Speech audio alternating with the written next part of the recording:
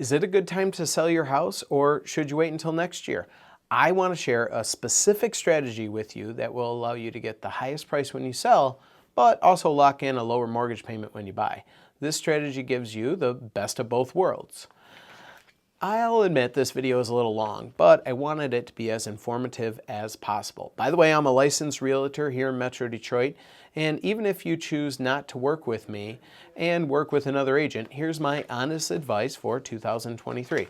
All right, let's get started. This might surprise a lot of people, but based on recent sales data, here's the truth about selling your home in 2023. I've narrowed it down to 3 things you need to know before listing your house for sale. I'll be honest, the first is bad news, but the second 2 are good news. And I'll start with the bad news and keep watching the video all the way to the end, and you'll see the 2 good things. Number 1, the first part, and it's bad news, is interest rates are really stinking high. There are 3 dates that you need to be aware about: September 19th, October 31st, and December 12th. These are the official dates that the Federal Reserve is meeting to discuss either raising or lowering interest rates. Now, I don't have a crystal ball, but it's safe to say interest rates will remain high probably for at least the next 6 months. This is actually an opportunity, and here's why. Normally, people think about low interest rates being great for buyers, but not sellers. But it actually makes mortgage payments better for sellers because the buyers will have access to the cheaper money, and then they're willing to pay more for a home.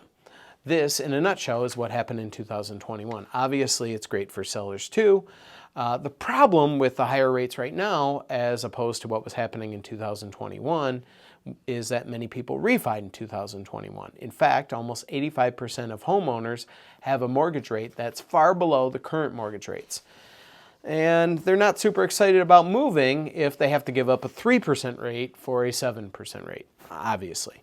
This is, more than anything, is what's keeping inventory low. For buyers wanting to buy in Metro Detroit right now, there's just not that many homes to look at. But this is true everywhere, not just here in Metro Detroit. The National Association of Realtors, in fact, reported there were just 1.08 million homes for sale last month, compared with 1.92 million during the same month in 2019. In other words, there are twice as many homes for sale then as there are now. If it feels like there aren't that many homes on the market, it's because there aren't, and it's because of interest rates. So if you want to sell, you're still in for a great price right now for your house, and home prices are still high in Metro Detroit, but they'll probably stay that way for the next 5 to 10 years, and I'll explain why in a minute. Which leads me to point number 2, that is actually good news. The second thing you need to know, which is that home prices are expected to remain stable and probably even increase over the next several years. There's no crash coming. And that's good news because it means you don't need to worry about trying to time the market, which is one of the biggest mistakes buyers are making, is they're waiting until prices come down or until interest rates come down. Waiting is not a good strategy. As the old saying goes, don't wait to buy real estate and wait. This is especially true in 2023 because of one word: demographics. The largest generation in American history, millennials, are reaching peak home buying age this year. This ensures there will be strong, consistent demand for years to come, for the next 10 to 15 for sure. In other words, prices are not going to come down even when mortgage rates come down, as they're expected to in 2024. Home prices they're not coming down in any major way for a while. If anything, home prices will probably increase in 2024. This is why you shouldn't wait, because you're probably going to be paying a higher price in the future when interest rates become cheaper and more people have higher purchasing power, and thus that will raise the value of homes. I fully expect to see crazy multiple offer situations again in 2024, just like we did this year when mortgage rates come down. Unfortunately, it will feel like 2021 all over again, which brings me to my third point. The third thing you need to know is a specific prediction for 2024. Interest rates will come down, but competition will go up for homes. And this could be harder to buy your next home next year, even though rates will be lower.